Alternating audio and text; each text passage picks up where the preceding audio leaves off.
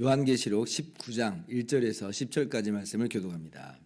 이 일 후에 내가 들으니 하늘에 허다한 무리의 큰 음성 같은 것이 있어 이르되 할렐루야 구원과 영광과 능력이 우리 하나님께 있도다. 그의 심판은 참되고 의로운지라 음행으로 땅을 더럽게 한 큰 음녀를 심판하사 자기 종들의 피를 그 음녀의 손에 갚으셨도다 하고 두 번째로 할렐루야 하니 그 연기가 세세토록 올라가더라. 또 24장로와 네 생물이 엎드려 보좌에 앉으신 하나님께 경배하여 이르되 아멘 할렐루야 하니 보좌에서 음성이 나서 이르되 하나님의 종들 곧 그를 경외하는 너희들아 작은 자나 큰 자나 다 우리 하나님께 찬송하라 하더라. 또 내가 들으니 허다한 무리의 음성과도 같고 많은 물소리와도 같고 큰 우레소리와도 같은 소리로 이르되 할렐루야 주 우리 하나님 곧 전능하신 이가 통치하시도다.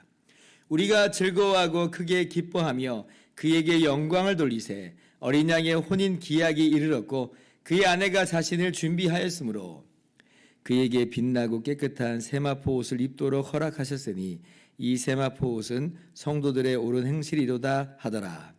천사가 내게 말하기를 기록하라 어린 양의 혼인잔치에 청함을 받은 자들은 복이 있도다 하고 또 내게 말하되 이것은 하나님의 참되신 말씀이라 하기로 내가 그 발 앞에 엎드려 경배하려 하니 그가 나에게 말하기를 나는 너와 및 예수의 증언을 받은 내 형제들과 같이 된 종이니 삼가 그리하지 말고 오직 하나님께 경배하라. 예수의 증언은 예언의 영이라 하더라. 아멘 할렐루야. 하나님의 크신 은혜와 평강이 오늘도 변함없이 여러분 가운데 넘치기를 주님의 이름으로 소원합니다. 요한계시록의 후반부를 읽는 포인트 중에 하나는 두 여인을 비교하는 것입니다. 이 두 여인이 누구냐? 먼저는요 17장에서 18장까지 계속 누가 언급됐냐면 큰 음녀 바벨론에 대해서 이야기를 했죠. 이것이 한 여자입니다. 큰 음녀 바벨론. 그리고 오늘 19장을 보면 큰 음녀 바벨론과 대조되는 또 한 여인을 우리가 만나게 되는데 그게 누구냐면 바로 어린 양의 아내입니다. 7절을 보면 우리가 즐거워하고 크게 기뻐하며 그에게 영광을 돌리세 어린 양의 혼인 기약이 이르렀고 그의 아내가 자신을 준비하였으므로 이제 그러죠. 그러니까 어린 양의 아내가 나와요. 어린 양이 누구냐? 우리가 어린 양이 누군지는 잘 알고 있죠. 요한계시록에서 어린 양은 예수 그리스도시다라고 하는 걸 여러 번 말씀드렸습니다. 그러면 이 어린 양의 아내가 누구냐 할 때 8절을 보면요 대놓고 힌트를 이야기하고 있죠. 그에게 빛나고 깨끗한 세마포 옷을 입도록 허락하셨으니 이 세마포 옷은 성도들의 옳은 행실이로다 하더라. 그러니까 어린 양의 아내가 빛나고 깨끗한 세마포 옷을 입도록 허락을 하는데 이 세마포 옷을 뭐라고 설명해요? 성도들의 옳은 행실이다 이렇게 얘기해요. 그러면 성도들의 옳은 행실을 입은 어린 양의 아내는 누구예요? 성도들이죠. 대놓고 힌트를 주셨어요. 성도들입니다. 즉 교회를 이야기하는 거예요. 어린 양의 아내가 누구냐? 교회입니다. 교회. 그리고 이제 이 요한계시록 21장을 보면 이 교회를 이끌어서 뭐라고 말하냐면 거룩한 성 새 예루살렘이다 이렇게 이야기를 해요. 요한계시록 21장으로 먼저 잠깐 가보면 2절에 또 내가 보매 거룩한 성 새 예루살렘이 하나님께로부터 하늘에서 내려오니 그 준비한 것이 신부가 남편을 위하여 단장한 것 같더라 그래요. 똑같이 결혼 이미지가 사용되고 있죠. 그리고 21장 9절을 보면 신부 곧 어린 양의 아내를 내게 보이리라 하시면서 누구를 보여주냐면 거룩한 성 새 예루살렘을 보여줍니다. 자, 그럼 이 대결 구도가 명확하게 나타나 보이죠. 큰 음녀 바벨론 도성이 있어요. 바벨론 도성 이게 큰 음녀 한 여자입니다. 그리고 어린 양의 아내인 거룩한 성 새 예루살렘. 그러니까 바벨론과 예루살렘 이렇게 이 두 도성이 비교가 되고 있는 것입니다. 하나님을 떠난 하나님을 대적하는 세상과 하나님의 백성인 교회 이렇게 딱 대조가 되는 것이죠. 자, 그러면 지금은 바벨론의 시대와도 같아 보입니다. 짐승의 토대 위에서 사단과 결탁해서 아주 사치와 권력을 향유하면서 그렇게 자기 세상인 것처럼 온 세상을 주물럭주물럭 거리면서 삽니다. 그러나 이 큰 음녀 바벨론 완전히 심판받아서 무너져 버렸죠. 심판받아서 무너집니다. 그러나 어린 양의 안에 이 성도들 우리 교회는요 별 볼 일 없어 보입니다. 이 땅에서는 그렇죠? 오히려 환난을 겪고 박해를 겪고 심지어 순교까지 당하고 신앙을 지키는 것 때문에 기득권 이 모든 이 나의 어떤 권리들도 때로는 다 빼앗기고 또는 자발적으로 또 포기하면서 나는 그렇지 않을지라도 그리 않을지라도 나는 하나님만을 섬기고 주님만을 경배하겠습니다라고 어떻게 보면은 정말 자신의 이 정당한 권리마저도 내려놓으면서까지 그렇게 근근히 살죠. 로마 제국 시대 때 기독교 신자들이 카타콤이라고 하는 지하 공동묘지로 가서 예배를 드리기까지 했잖아요. 박해를 피해서도 그렇고 많은 어려움들이 또 있었기 때문에 그렇게 이제 근근히 내려가서 예배를 드려야만 했습니다. 그러나 어떻다는 거예요? 거룩한 성 새 예루살렘, 바로 이 성도들인 교회가 어린 양 그리스도의 아내라는 거예요. 그리고 마침내 만왕의 왕 만주의 주 어린 양 예수님께서 혼인잔치를 베푸시는 그런 때가 있어요. 주님께서 교회와 완전히 결혼하시는 그런 결혼 예식의 시간이 있다는 거죠. 그때가 언제냐?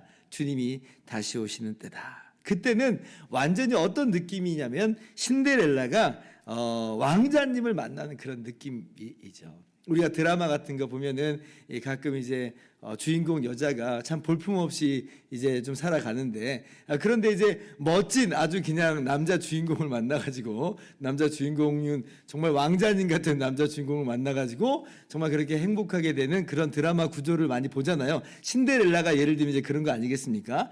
그런데 교회가 그 이상의 모습을 갖게 되는 거예요.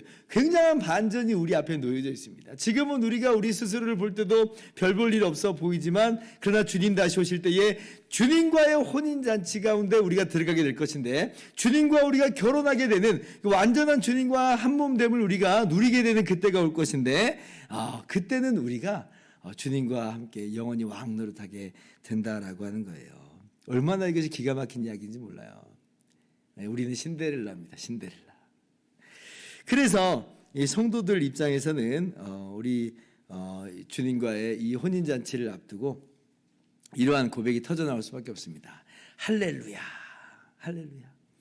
여기서 어떤 고백이 나오겠어요? 할렐루야 이 말밖에 안 나오는 거예요. 할렐루야. 할렐루야가 어떤 말의 뜻인지 어떤 뜻인지 여러분 아시죠? 여호와를 찬양하라. 하나님을 찬양하라 이런 말입니다. 구약에 특별히 시편을 보면 굉장히 빈번하게 쓰이는 그런 표현이에요. 그런데 이제 의외로 신약 성경에서는 많이 안 나옵니다. 딱 4번 쓰여요. 신약 성경에는 할렐루야라고 하는 단어가 딱 4번 쓰입니다. 자, 그런데 그 4번이 전부 어디 쓰이냐면 오늘 본문 요한계시록 19장에 쓰입니다. 할렐루야 하는 이 찬양의 이 기쁨의 이 선포가 이 19장에 전부 다 이게 다 쓰인다는 거죠. 자, 첫 번째 할렐루야 봅시다. 1절. 이일 후에 내가 들으니 하늘의 허다한 무리의 큰 음성 같은 것이 있어 이르되 할렐루야 구원과 영광과 능력이 우리 하나님께 있도다. 허다한 무리가 나와서 찬양을 합니다.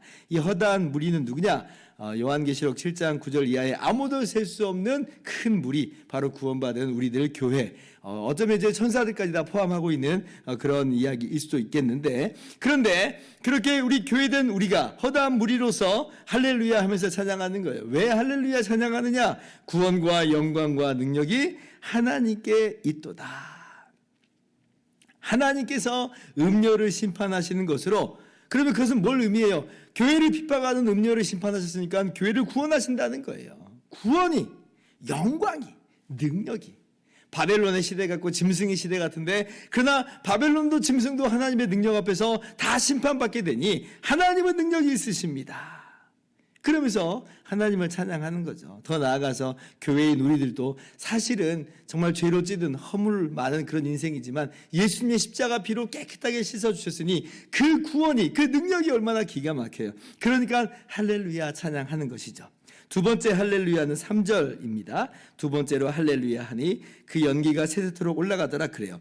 이걸 바른 성경으로 번역하면 그 여자를 태우는 연기가 영원 무궁토록 올라갑니다. 이렇게 번역을 합니다. 그 여자를 태우는 연기, 지금 음녀 바벨론이 불살라졌다 그랬잖아요. 바로 그걸 얘기하는 거예요. 그 음녀 바벨론을 태우는 연기가 영원 무궁토록 올라갑니다. 하나님의 능력의 심판, 하나님의 공의의 심판을 그래서 할렐루야 찬양을 하는 거죠. 하나님이 그냥 기분 내키는 대로 심판하는 게 아니라 공의의 심판으로서 심판하셨다. 하나님 공의를 찬양합니다.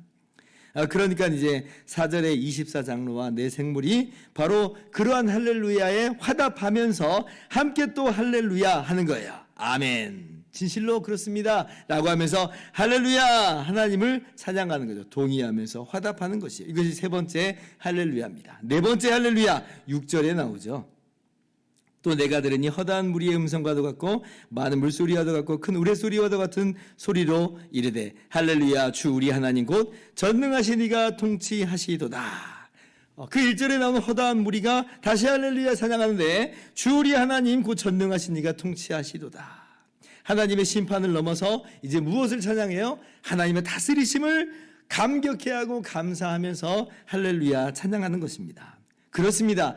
하나님이 다스리시는 완전한 세상이 우리 가운데 펼쳐지게 될 것입니다. 거기에는 전혀 억울한 게 없고 왜곡된 것이 없고 부조리가 없어요. 부조리가. 이 땅에서는 정말 말도 안 되는 일도 겪고 너무나 억울한 일을 겪고 그래서 눈물이 마르지 않을 때가 있는데 하나님이 통치하시는 세상 속에서는 그런 게 전혀 없어요. 거기에는 눈물이 없어요. 거기는 악한 짐승이 전혀 없다는 것이에요. 진정한 의와 공평으로 하나님이 영원히 다스리세요. 영원한 자비와 긍휼로서 통치하여 주세요. 이른바 태평성대죠. 그리고 영원하신 하나님이 다스리시니 영원한 태평성대입니다. 그러니 할렐루야. 얼마나 기대가 돼요. 여러분, 그런데 이 혼인잔치는 누구만 참여하느냐?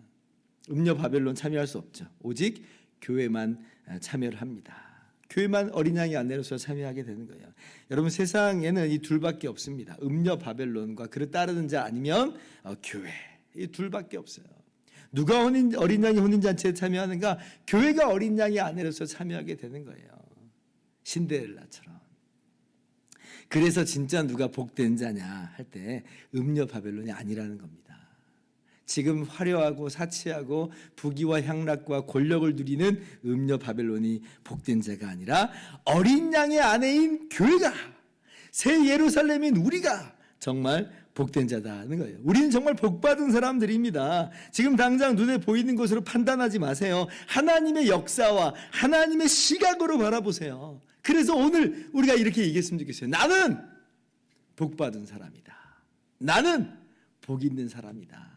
예수 그리스도로 말미암아 어린 양의 아내가 되어서 얼마나 우리가 큰 복을 받았는지 그것을 오늘도 기억하시면서 살아가실 수 있기를 바랍니다. 그러므로 지금 이 시간은 결혼식을 준비하는 기간이에요. 결혼식을 준비하는 기간. 우리에게는 기대가 있고 우리에게는 설레임이 있고 우리에게는 준비가 있는 것입니다. 신부가 결혼식을 앞두고 그냥 아무렇지 않게 있지는 않죠. 신부가 준비합니다. 단장을 합니다. 때때로 막 쫄쫄 굶기도 해요. 왜냐하면 웨딩드레스를 입어야 되니까 이제 그걸 입기 위해서 몸매를 가꾸는 거예요. 단장을 합니다. 이쁘게. 이리저리 좀 준비 좀 하죠.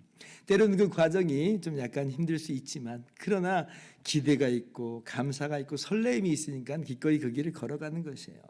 죄악에 우리는 참여하지 않습니다. 왜냐하면 우리의 결혼식이 바로 눈앞에 있기 때문에 그렇습니다. 오늘 또 그러므로 주 예수님께서 우리를 그의 피로 깨끗하게 씻어주셨으니 정말 선한 행실로서 깨끗한 옷으로 단장하며 준비하며 결혼식을 맞이하는 저와 여러분들 되기를 주님의 이름으로 축원합니다. 기도하겠습니다.